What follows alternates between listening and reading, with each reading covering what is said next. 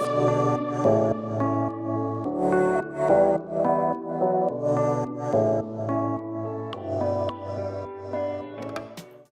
us today is renowned entrepreneur, marketer, and author, Rand Fishkin. Rand is best known as the co-founder and CEO of SparkToro, a company that businesses discover the publications and influencers that impact their target audiences. Rand is an influential voice in the world of marketing and entrepreneurship, sharing his knowledge through speaking engagements, blog posts, and his ongoing commitment to helping marketers navigate the ever-evolving landscape of digital marketing. Thank you so much for joining us today, Rand. Yeah, my pleasure, Lauren. Good to be here. I am excited for our conversation today because I think we have a couple different topics to get through. But before we dive into the whole world of it, let's just start with getting to know more about you and what got you into marketing in the first place. Sure. Let's see. So I started a company originally called SEO Moz that became Moz. And that company was in the search engine optimization space, software space. And that is what got me into marketing originally was that company and helping people rank their websites in Google. And then over the course of my career, obviously, I've come to realize that search is not the only way that one can do marketing. And this company, SparkToro, which has been around 4 or 5 years now, is focused on a broader array of marketing channels and sources, helping people discover publications and people and events and newsletters and websites and social accounts that influence their audiences so that they can go reach them in lots of ways that aren't just, try and rank for or bid for a keyword in Google. Yeah, that's awesome. And how did you even get started with starting your own company with all these? I know you've had quite the experiences of starting multiple companies. So how did you even start in the first place, and what got you inspired to start a company like Moz, or the original name of it? Yeah. Let's see, sort of accidental entrepreneur. I dropped out of college so that I could do web design stuff for my mom's small business, which was helping businesses in the late 90s and early 2000s get their first web presence. And I liked the internet. I liked the web. I thought web design was fun and cool. Turns out I have no talent as a designer or an artist. Who said? So visual design is not my thing, unfortunately. But that kind of, through long twists and turns, evolved into SEO Moz. And that it's sort of, it was like an evolution of that business, and we sort of were building that one to try and save the other one. And not an intentional path by any means. I love that. I feel like one of my favorite things about hearing entrepreneurial stories or journeys is that everybody has a different story. And that's kind of the beauty of it, in my opinion, because everyone has different paths. They go down different ways, and it's all in the mission of trying to solve a problem or do something like that. So I think that's cool because you've really deep dove into the whole world of marketing and really figured out your path there. And I'm curious to know how founding multiple companies helped shape your understanding of marketing, or saw it from, I guess, a couple different lenses, and how that experience has shaped as you founded multiple companies. Yeah.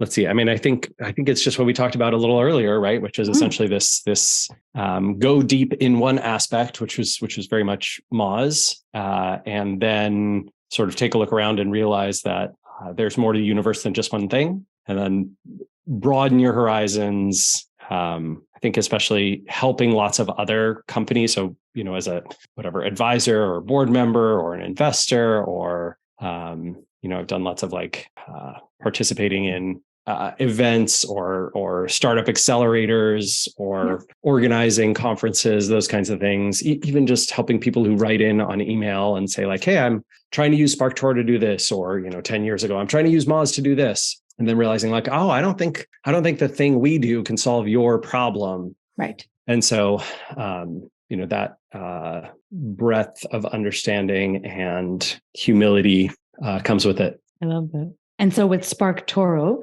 you touched on it a little bit just before about how you had SEO Moz, which was Moz, and then you later formed it into, I guess, a separate company, which was SparkToro. But what really was the deciding factor that made you start SparkToro?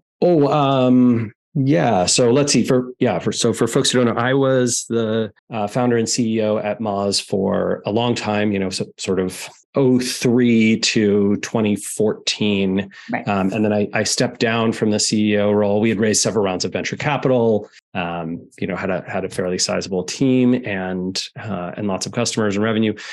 And then over the next 4 years, I had lots of kind of painful disagreements with the new leadership and kind of reached a breaking point, I think in end of 2016, start of 2017, and negotiated my departure thereafter, which involved lots of lawyers and gross BS.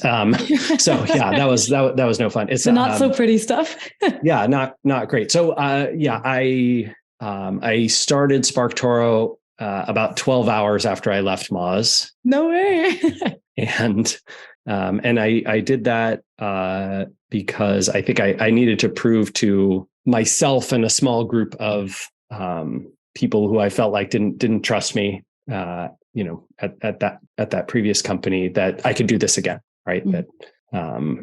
That Moz was not my only story. Yeah, that's really interesting. And I guess in your time doing SparkToro, what are some like the main lessons that you've learned about the world of marketing? Because one thing that I think is really fascinating is the fact that marketing is always changing, always. There's so many aspects under it. Marketing is obviously such a broad word, but have you seen any big trends or any big things that have changed drastically as you've been working on SparkToro?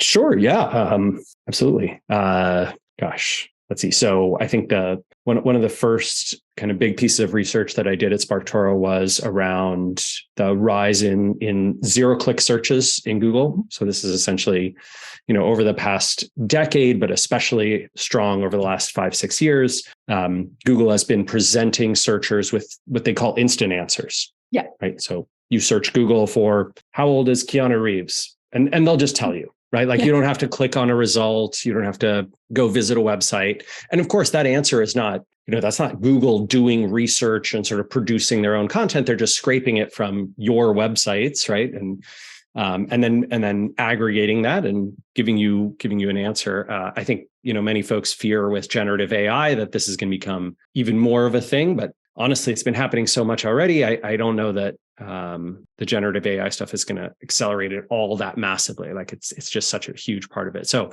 that big shift over the last few years toward a world in which 2/3 of Google searches end without a click is a massive change to the sort of digital marketing landscape. I think the other big ones are, it's not just Google who loves the zero-click thing, right? All the social media platforms, say 7 or 8 years ago, sent a lot of traffic to other websites. So, if you produced an article, you produce a podcast, right? And you promote that podcast on LinkedIn and promote it on Twitter and promote it on Facebook and, maybe even Instagram or something, and put the link in bio. And you could drive lots of traffic from those places. And now all of those platforms and all the other ones with the possible exception of Mastodon, every single social network that's corporate owned is trying to keep people on their website, right? They don't want people to leave and go to other sites. They're trying to keep you on their app or platform. And so because they can serve you more ads that way, they can make more money that way.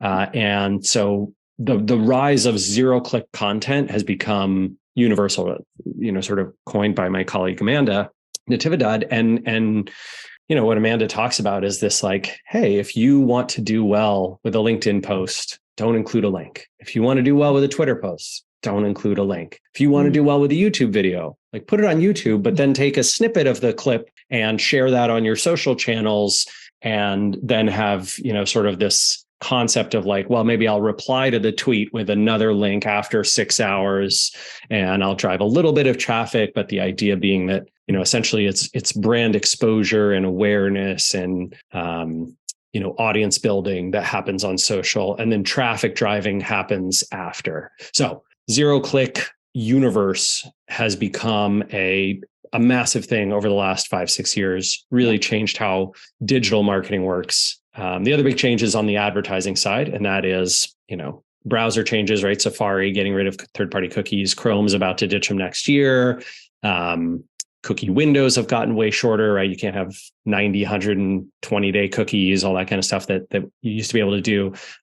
So lots of the tracking that we were previously able to do, like saying, oh, hey, this whatever marketing campaign that I did 6 months ago was really impactful, but it took a long time to show results. You can't really do that anymore, right? Because you just won't be able to show that this person who visited our site 5 months ago and then came back 2 months ago and then came back again a month ago and finally signed up for an account and then requested a demo or, whatever it is. You can't show all the channels that sent that person. You won't be able to follow them that long. Possible at this point. Yeah. Yeah, right. All the device ID stuff is becoming illegal because of EU and California and Canada's privacy laws. A lot of the sort of follow someone around the web like a lost puppy dog, retargeting ads.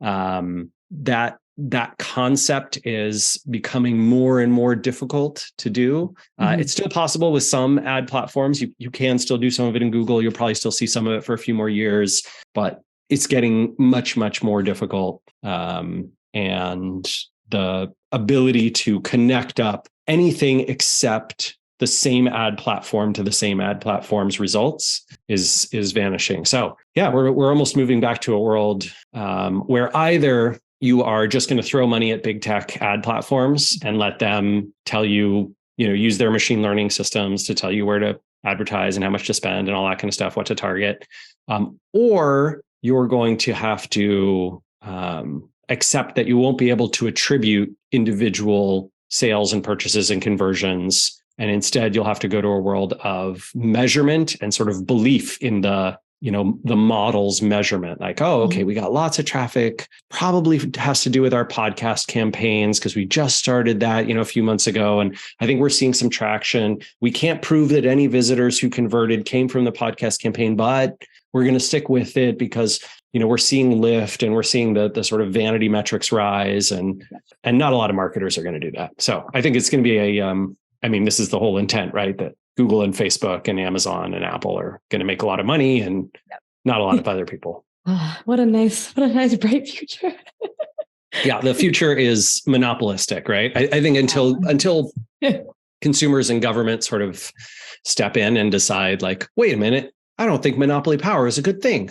Until that time, here we are. No, that's totally fair. And I think it's interesting because even when we have different guests on our podcast, everyone kind of has a different view about this depending on their experiences and what they work on.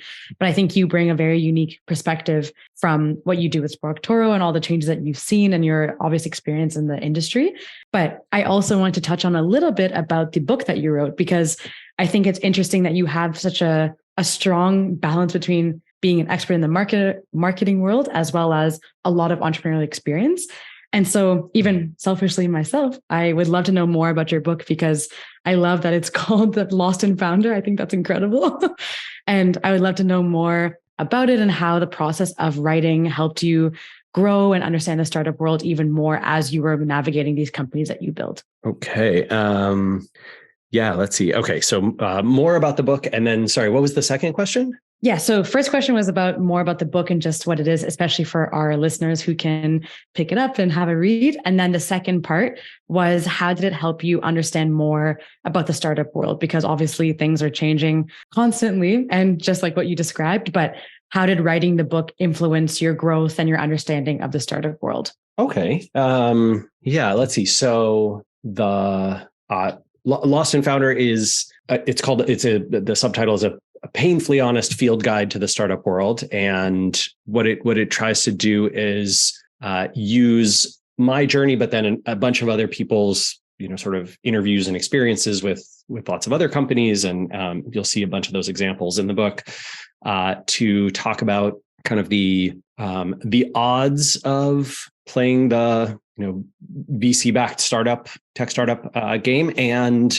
what you can expect from that experience. I've been surprised a little bit that the book was published 5 years ago, but it is surprisingly relevant today. I think venture capital still functions much in the same way that it did, and while the tech world has changed, sort of the buzzwords or the foci of investments, What hasn't changed very much is the process by which people raise money, build companies, hire teams, manage those teams, go to market, pitch for money, try and raise their next round, all those kinds of things. And so, yeah, for a lot of folks who are either thinking about becoming a venture-backed company or considering alternatives to like, oh, is there another way that I could potentially fund and launch my company and run it? Lost and Founder has that. And in a lot of ways, it's a description of someone who made a lot of mistakes, right? I think that virtually every other business book I've ever read is, I'm super successful, and if you follow my 5-step process, you can make money like me. And Lost and Founder is F that, hate that crap, like shut up, go away. No one likes or believes you. And I think the problem is actually that lots of people like and believe people like that, right? Otherwise, Elon Musk would be much less popular. But the reality is quite different. And I think for folks who start to experience that feeling of, wait a minute, I think the 5-step process that I was sold on is not real. It's not the thing that's going to take me all the way there. And it's not telling the whole story. And Lost and Founder fills in a lot of those gaps. I really like talks that. about. I myself will be picking up a copy, that's for sure, because I think we learn the most from people's mistakes or our own mistakes versus hearing about all the successes. Like, that's great and fine and whatever, you celebrate that. But I think there's so much to learn from mistakes. And even with the companies that I work with, or even just on the side of Gameball and things like that, it's important to always take a look at things like mistakes and what it can teach you. Because to me, that's actually the path to success, is making the mistake, learning from it, and improving from it to make it to that next step. So I personally will definitely be picking up the book, and I'm very excited about it. But I'm curious because obviously our podcast is about retention, and we really focus on understanding what are the levers and the different aspects to customer retention. And funny enough, we don't really touch on retention in startups as much. Like, we haven't really dove into that topic too much just yet. So in your experience, in writing the book, in all of the startup experience that you've seen and had and all that kind of stuff, how important is thinking about retention in the world of startups? And it might be a broad question, but I want you to take it whichever way you feel is best. I think if you're a venture style investor and you're investing in subscription businesses, then retention is something that you care a ton about, right? Like, you want to see negative net churn, right, in the companies that you invest in, or a path to get there, because that's the only way that they're going to become sort of billion-dollar companies and make you and your LPs even richer. And that's fine, but that's not what I care about, right?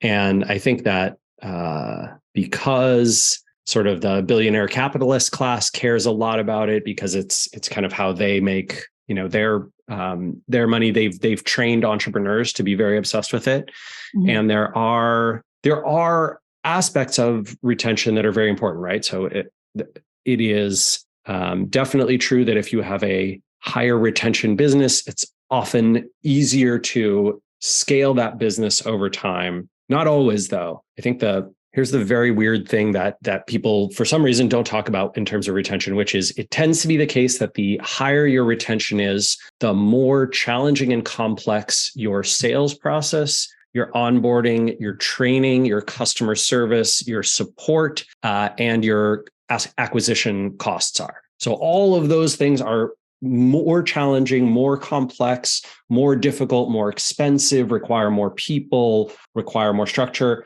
If in high retention businesses, most high retention businesses versus low retention businesses. So a subscription business that, has a high churn rate, but a high recidivism rate, meaning people come back again and again and again, right? Or a business that sells things one-off, right? Like, this is a silly example, but I buy a lot of Snickers bars every year, like probably 20.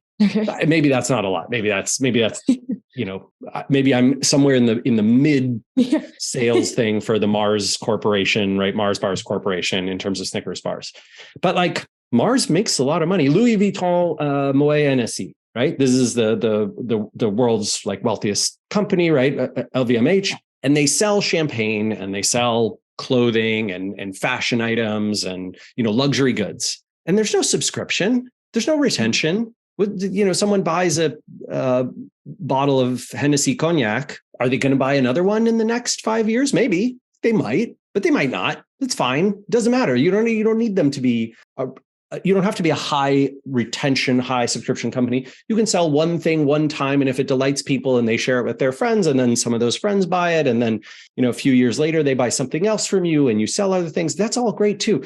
It is not the case that subscription and retention and making sure no one ever quits your business is the only way to build a successful thing. It's just sort of become an obsession of tech VC world, because they really like that business model, and a few businesses have made them tons of money in that space. And so they kind of see that as an advantage, right? Things like Amazon Prime or Netflix or HubSpot, Salesforce, right? These very high retention businesses. So my general learning and wisdom is there's always another side. Like if someone says, this is the thing that matters most, this is the most important and only thing, you should definitely be like, well, that person's lying to me. Like they don't know what's up.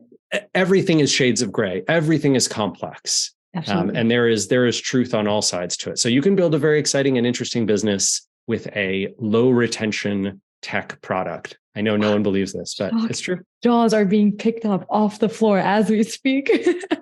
But I honestly, I really like that point, because even my personal goal with something like this podcast is bringing different perspectives, bringing different ideas, bringing different insights. So I do really appreciate that outlook on things, because people don't typically come on and say something like that. And the fact is, it's interesting to know what that thought process is or how that is, because even myself being in the Toronto startup scene, you hear about the high retention, high subscription all the time, 24/7. People are obsessed with it. It's very much the metric of success and vanity in terms of the VC backed companies, for sure. But even just so, I like the idea that there's alternating ideas or alternating perspectives on this. So I want to dive a little bit deeper into this and talk about just this whole concept of letting customers go and earning their business again, because I guess retention can show up in many different forms, many different ways. Doesn't have to be what you just said, the high subscription, high retention all the time. So tell me more about your thoughts on the value of letting customers go and earning their business again. Let's talk right all about that. Yeah. I mean, so my basic perspective is that the VC defined metric of lifetime value, customer lifetime value, is simplistic and dumb. And I don't know how they defend it. I really don't get it. So the way that it was calculated, and we were told to calculate it at Moz, was essentially like when someone signs up for a subscription to the time that they cancel, that is their lifetime value. That's it. Super simple, overly simplistic, right? It doesn't really make sense. You might ask the question like, well, Rand, what if I sign up for SparkToro and I use it, I get a bunch of value out of it, but I'm a small business, I don't have a big budget, so I don't need it next month, so I cancel. And then 6 months from now, I need it again. So I sign back up again, I use it for a few months, and then I cancel.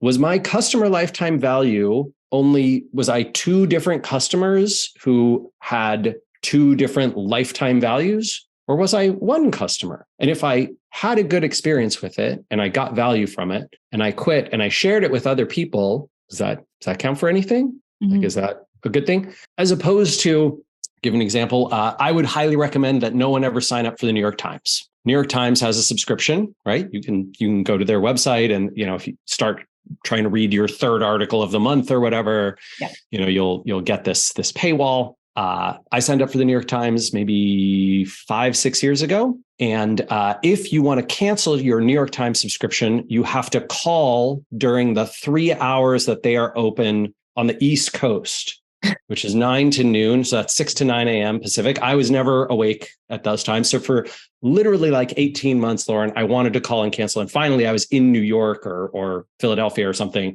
And I was like, oh shit, I'm awake at the right time. I'm going to call and freaking cancel my damn New York Times subscription.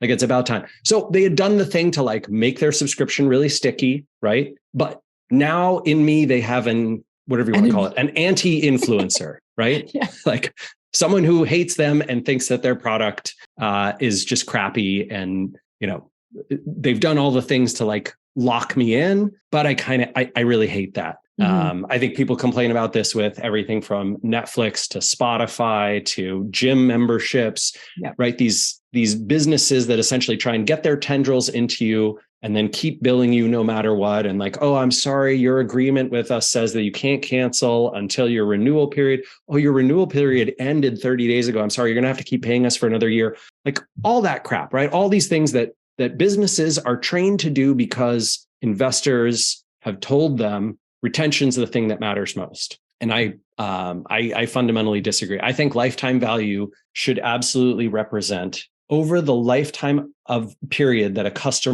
potential customer might use your product. How much do they pay you and how much value do they get? And how many people do they bring back to your service through word of mouth and saying nice things about you? And if you measure things that way, you will optimize for a business that works in a really different way, which is to be incredibly generous, easy to cancel, easy to get a refund if you need it, easy to sign back up, right? And start using it again. Doesn't have to be a business that's absolutely essential to, your sort of function. It can just be useful when it's useful and not needed when it's not needed. And I think there is so much more opportunity in those kinds of businesses. And entrepreneurs pay no attention to them because investors pay no attention to them because they don't like this idea of being valuable to someone over a real lifetime. They just want that customer length period to be as long as possible and for it to be as hard to quit as possible. Yeah. I think it's interesting thinking about that because even myself as a consumer, there's been multiple times where I've tried a product, I had it for a little while, but I stopped it for some reason. And it doesn't have to be because I didn't like it anymore. It's just maybe I didn't need it anymore at that time or conditions changed or something like that. But I told a bunch of people about it.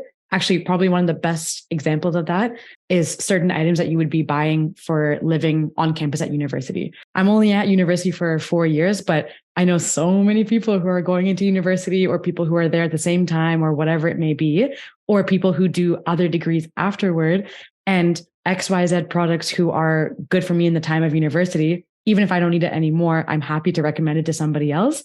And I've brought so many potential customers to certain products because of that same mentality where technically my lifetime value doesn't stop at the fact that I've graduated my university degree because I'm still bringing new people into that business. And so I think you make a great point there because the first example that came to my mind was actually HelloFresh because I used to use it at university and things changed. So I couldn't, it wasn't part of my budget anymore and I wanted to change it, but I did like it. It was definitely like I definitely enjoyed the product and it was awesome. It's just more of a luxury than it was a necessity for me.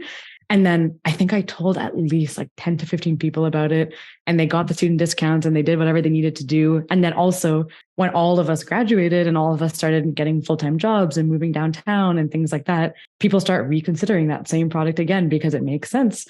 So I think the point is very evident in certain like real life examples as well. Yeah. I mean, I think it used to be, it's this very like mid 20th century mindset of, hey, let's make a product that people love and recommend to everyone around them. And then hopefully, we get these people as customers for life. Like you'll buy, I think this was an example of like, once you buy a Cadillac, like you won't want to go back to other cars. You'll keep buying Cadillacs your whole life. My grandfather was like this.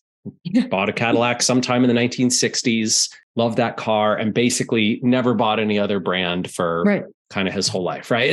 And that's a very profitable way to operate because your cost of customer acquisition is quite low. You can invest in making the product great, right? And making it serve a certain customer and be positioned and market to those types of people who are a great match for you in a really exciting way. And I think that the biggest issue here is at the macro level, the incentives for a company like, whatever, Cadillac or Ford or Chevrolet or something are for every executive to be completely focused on this quarter's earnings and not to care what happens in 10 or 20 years. Right. Because that's just how the sort of modern stock market rewards them with their stock options that are granted a certain time and can be priced. And so, and boards of directors hire CEOs and executives to like run the business to optimize for the short term. So all these folks are like, well, maybe we make a cheaper, crappier car that we can sell more of. And then, we'll never have any customers like Rand's grandfather again, but it doesn't matter because I'll be out of here with my paycheck. They don't care.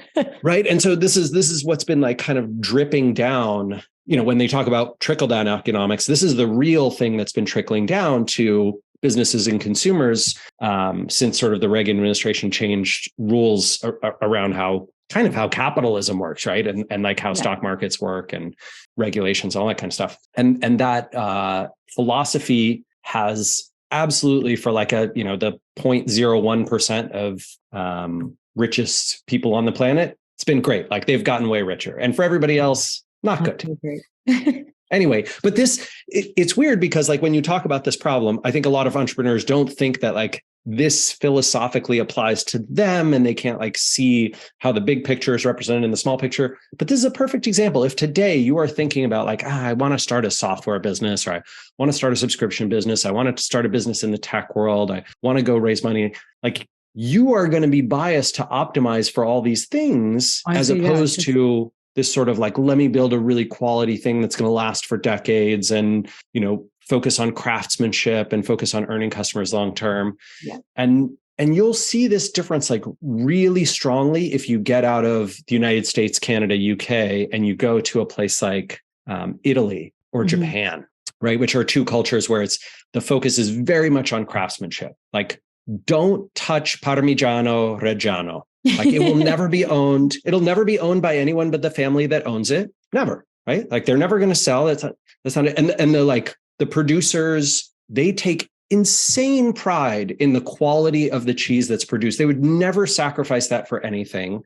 It doesn't matter how much money you offered them. If you told them they were going to get a huge bonus, like no way would they ship a bunch of low quality Parmigiano. It would be anathema to them, right? Like, and the same thing is true, right? In Japan, if you go to whatever, a spa that's been operating for 1,000 years, you're going to get an incredible experience there. And the same experience will be available to you when you want to come back 10 years from now and 50 years from now. And when your great grandkids want to go back. And that's what they optimize the business around. And you can make very, very successful businesses that way. And, my perspective is if you're an entrepreneur, you should at least consider the field, right? The options are there for you to consider thinking about lifetime value being the true lifetime of a potential customer and how much they spend with you and how much they refer to you, as opposed to what's one subscription period. Yeah. I think that's so important. And I can't stress the word so not enough. But I think it's also because the fact is a lot of our listeners, for example, are working or running Shopify businesses or running successful e-commerce companies, or in the space where they're thinking about how do I retain my customers and bring that loyalty and bring all of that. So thinking of it in a different way is quite interesting, because even the debate my founder friends and I have is VC versus bootstrap, and everyone has their own opinion on it. Everyone has their own belief towards it. But you don't have to choose. Yeah. Honestly. Yeah. Right. And so like I think it's a false dichotomy that's presented primarily by the venture universe, right? What VCs would like you to believe, and all your entrepreneur friends, is that you have no choice. Yeah. It's either you bootstrap this entirely yourself, or you have to raise venture because there's no other asset class available to you. Bank loans, no, that'll never work. You can't even get them. What about alternative forms of funding? No, they don't exist. Venture is the only thing. And it's not true, right? So SparkToro, we rejected venture, and instead we raised money in a very unique way. We basically said, Lauren, we're going to go out to our network and find angel investors, like individual people that we've known from our time in the universe of operating businesses and working at businesses, right? My co-founder, Casey, this is the first company he started, but he had people he knew from working at HubSpot and Wistia and Ookla and these other places, right? And so we went to these folks and we said, hey, we're raising $1.3 million. We'd love for you to put in 25 grand, 50 grand, 100 grand if you want. And then what's going to happen is in the next few years, we're going to pay you back the money that you put in. And after that, only after that can our salaries increase, and we'll do profit sharing for the long term. If the company ever sells, you get the greater of the amount you put in, or pro rata, like your percent of ownership. And so folks were like,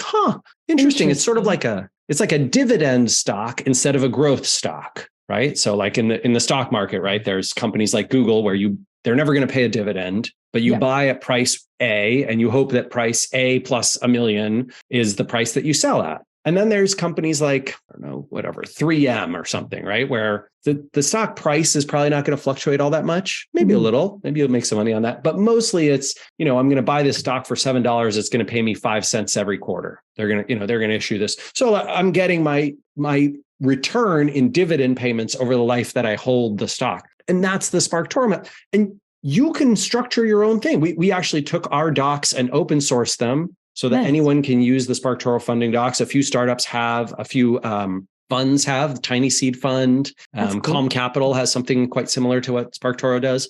And hey, I mean, it can completely work. It's just that no venture capitalist is going to be like, well, you could take money from us, but have you also considered this SparkToro funding method? I've never heard anyone promote that. No, I think that's really interesting. And you bring up some great points there. And I think even just kind of going a little bit back towards the whole idea of, I guess the theme of what I'm getting here from our conversation today is different perspectives. And I really like it. So just kind of going back to some of the things that we were talking about before of the idea of letting customers go and earning their business back. I just wanted to touch on one more point around that, just to kind of get some more insight and dive a little bit deeper. But I'm curious because obviously you've now told us like, why is there value in that? What is the value in that? But if someone was listening to this podcast right now, what would you say are the top, or not the top, some insights or some ideas as to how they can go about maintaining the relationships of customers who have left? Because I think that might be a bit of a confusing thing for people to understand because people don't typically think in this way. We're always thinking towards how do I keep people coming back every single month, highest retention rate, whatever. So I'm curious to know from your point of view, I guess a couple parts to this question. A, how do you maintain that relationship when they've left? And B, almost tying into what you said before, like what's the value of transparency as a company when you're doing things like working on like letting customers go and trying to earn their business back? Like what are some of the best practices around that, I think? Because I think that would be really helpful to understand and really just bring this whole topic together. Yeah. So, I mean, there's potentially tactical things that you can do, right? Get these folks to follow your social accounts, get these folks to subscribe to your email newsletter, get them to come to your monthly webinars, right? And have this educational content or interesting interest level content or influencer type content, whatever it is, entertainment content, if you so choose, that gets people into your universe. Those are tactical things you could do, but fundamentally in the design of the business, I think is where all of the magic really sits, because it's not about keeping in touch with that customer. You don't need them to keep in touch. I don't need someone to subscribe to SparkToro's newsletter or stay in touch with me. Or in fact, I mean, I hope they do, but no offense, I wouldn't be able to process the emails, right? Like I couldn't stand it. I couldn't be able to have this conversation if all my customers were keeping in touch with me. Let it go. Let it go. If they love your product, they'll come back to it, right? And so it's about saying, hey, rather than sort of gating the value that the product provides and creating a product that loses its value when you leave, we're going to create something that is valuable whenever you're a subscriber. And we're going to think about sectors and spaces that are underserved by other businesses because they can't, their investors won't let them prioritize people who come back again and again. Right. They are only thinking about people who need something every month, right? And every year or whatever it is, right? And so, my bias would be to say, hey, go investigate these spaces that are unfilled because of this. What are one-time types of purchases or something that's a repeat purchase, like someone will come back again and again. If it's, retail and e-commerce and, Shopify stores and that kind of thing, it's, well, you sold them a thing. Are there other things like that they might love to buy in the future? Are there potentially, do you have a way of taking the product that they love and identifying the traits about it that they love and then entering other product spaces that they're likely to be in and marketing those things toward them and seeing what works? I would also urge you to do lots of customer interviews of three kinds of people, right? People who are in your audience, but have never bought from you. asking them like, how do they solve this problem today? Where do they buy from? Why do they buy from that? What do they like about that thing? What do they hate about that thing? Talking to people, interviewing people who are current customers, asking them questions like, oh yeah, tell me what you like about this. Tell me what you wish we did more of. Like, if you were to leave, why would that be? And if you were to leave, what would make you come back? Like, what would you come back? Right? Those kinds of things. Would you recommend us to somebody else? And what would that recommendation look like? Don't do it yourself. A lot of people, oh my God, so many founders are like, oh, you gotta be on the phone with customers yourself and do these customer interviews yourself. I kind of disagree. I think you should hire a specialist who is really good at these kinds of interviews. I might even use a consultant or an agency. And the reason I would do that is because, Lauren, maybe you're different, right? Like maybe you're very special in this way. But if you were to get on the phone with me and I said, hey, what do you like about SparkToro? What do you hate about it? You would probably be way too nice to me, right? Like, because you're like, well, it's Rand's product. I don't want to be shitty to him. Like, I don't want to, be an asshole and like say mean things about his product. And that's what happens to tons of founders, is that they interview friends and family and people in their network. And they're like, yeah, tell me what you like. Oh, I love this. It's so great. Is anything wrong? No, it's great. I would definitely pay for it. And you launch. Nope. Like, it doesn't work. So this is why a third party to ask these questions and do these customer interviews, in my opinion, is way better. Way better. I did the first year of tons of customer interviews for SparkToro, like potential customer interviews. Yeah. And then when the rubber met the road and we actually launched the product, it did do well its first few months. So I don't want to complain about that, but not nearly as well as it could have. And very soon after, 6 months after launch, we worked with Forget the Funnel folks, Claire and Gia, and they essentially started doing customer interviews for us. We're now working with Demand Maven, Asia Rangio, who does customer interviews for us, and way better.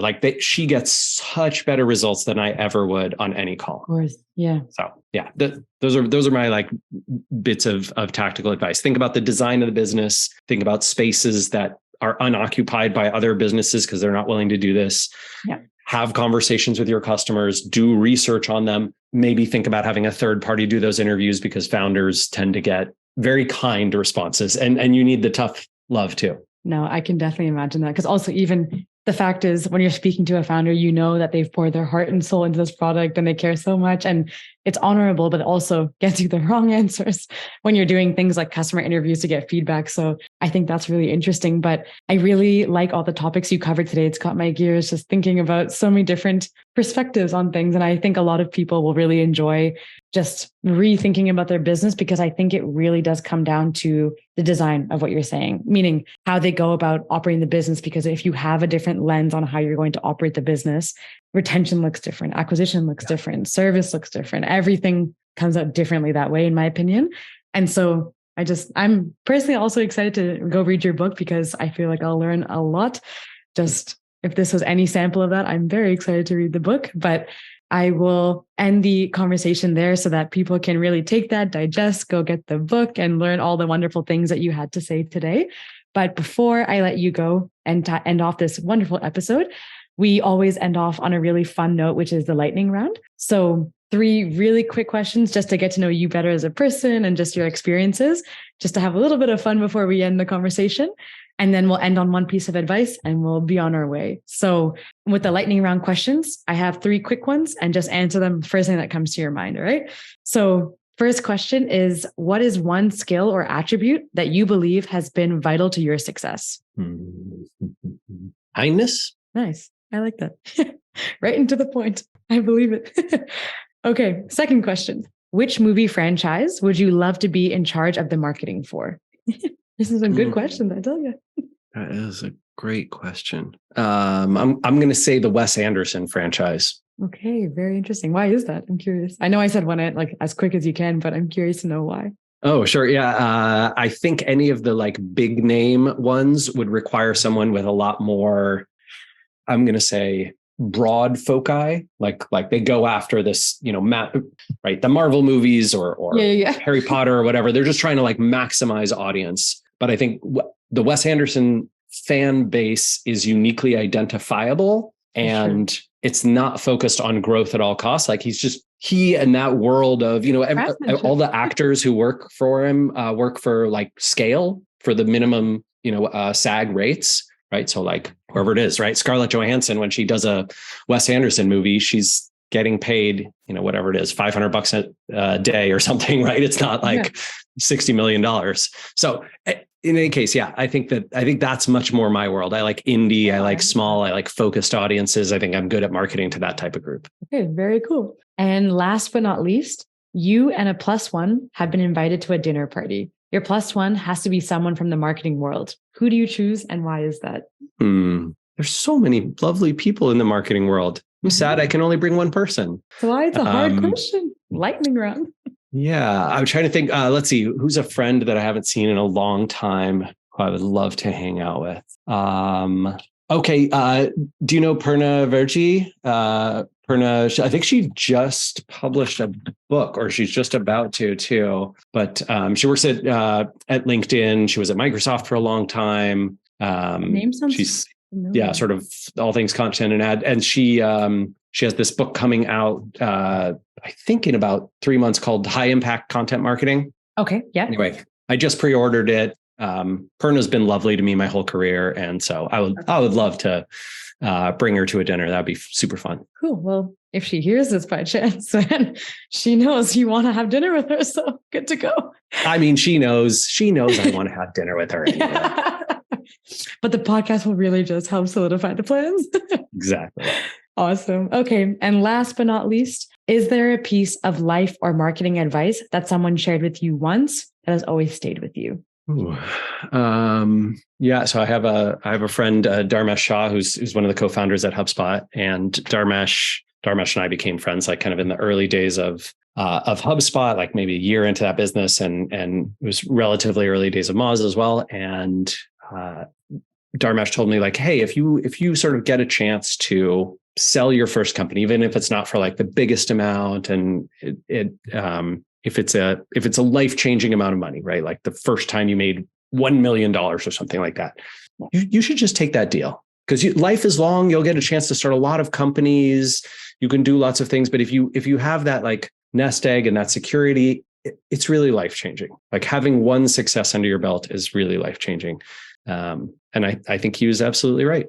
I wish I had listened to him. So maybe some advice for other entrepreneurs who might get that offer and they're like, well, it's not quite perfect. I think I could grow even more the next like 5 years. And my friends, if it's your first one, especially if you don't come from a wealthy background, like whatever, most entrepreneurs frustratingly come from wealthy parents, right? So they like don't have to worry about it, but I did not. And so for me, that like, that first win would have been really meaningful, and I should have taken it. Interesting. I think that's good. I actually just personally, I believe that everything happens for a reason and things come at the right time. So even if it isn't, let's say you were hoping for X amount, but something else gets presented to you, I think that it's happening for a reason, and you should take the opportunity, because other things will come and you'll be a serial entrepreneur if that's the focus we're talking about. But I like that. I think it's a very realistic view on things, and it can always be an optimistic view for the future as well. So I really appreciate that. But thank you for sharing that. Yeah, my pleasure.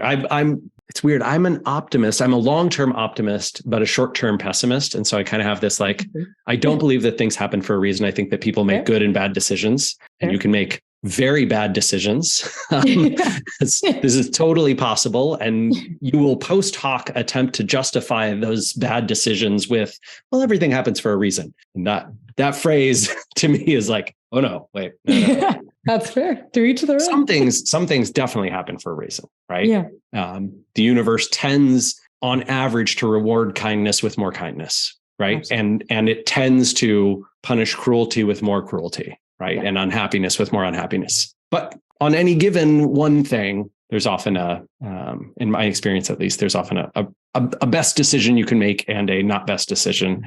Oh, my last tip for you. Okay. My last tip for you related to this is, if you want to make the best decision you possibly can at any time, there is a secret that is not a secret. Everybody knows about it, and almost no entrepreneur does it. Okay. Get more sleep. Sleep more, relax more, chill out. Don't worry so much. Maybe cut down on the caffeine, cut down on the screen time at night. Take care of your body, take care of yourself, be with people that you love, spend some time doing some fun and relaxing things. Don't think that by pouring 80 hours into a business, you're going to make it do any better than 40 or 30. You know who has the world's highest GDP per hour worked? It is the French, and they work 32 hours a week. Just saying. You can make the best possible decisions, and that is your job as an entrepreneur and a CEO. Make great decisions. And to do that, get some more sleep. I could not agree with that more. Actually, this is obviously aside from the podcast, but I very much, my co-founder and I, when we set out to start our business and we're very passionate about the problem and all this fun stuff. But we came to a point where we realized we had to be very, very serious about, and I wouldn't even call it work-life balance, because I feel like the entrepreneurial journey is very different than working for a job of some sort. I mean, everyone will have their own opinions. It's fine. But in terms of just how we viewed it ourselves, to me, we're trying to make a long-term impact with our business. And it's very much that if I'm in this for the long term, there's no way I can be doing 16-hour days every single day, sacrificing everything. And even just for my personal thought, I have more clarity when I get good sleep, which I do every night, which I'm very thankful for, and spending time with the people that matter to me most, because I just need that personally. And my co-founder needs something different. And so we very much have, I guess, optimized for that, because the fact is we realize we're not in this to build a product for 1 year and then just get out. It's very much, let's do the long-term impact. Let's do something incredible, but we need to invest in ourselves first before we can do that, because otherwise we'll never get there. So I definitely agree with you, because there is a very unhealthy culture around it, in my opinion. And so many, I've had so many people tell me that if you're not working 24/7, you'll never get anywhere. And to me, I'm just thinking, how does that make sense? But I guess it also depends on what people care about. A lot of people just want to build a product and get out in 1 year, and that's it. So it's just, everyone has their own opinion on things.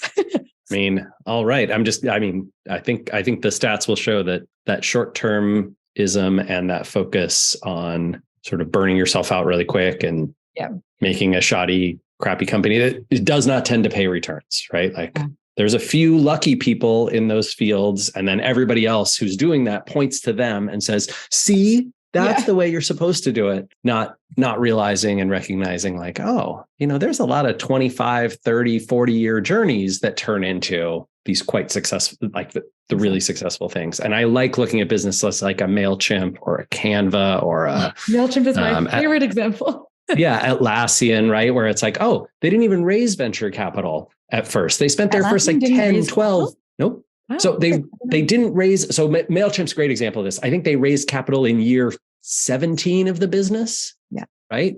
I think for Atlassian, it was year 12.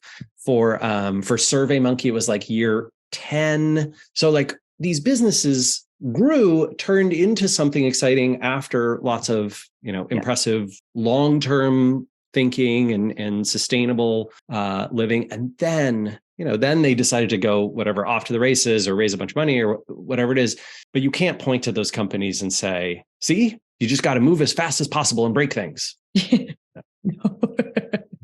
No, I'm in full agreement on that. But thank you so much for joining me on the podcast today. We had a lot of great topics, and I am really excited to see what the listeners have to say about it, because I love having different opinions and I love having the different perspectives. So you definitely brought that to the table today. So thank you so much for your time and bringing all of that today. Yeah, my pleasure. Thanks for having me, Lauren. Awesome.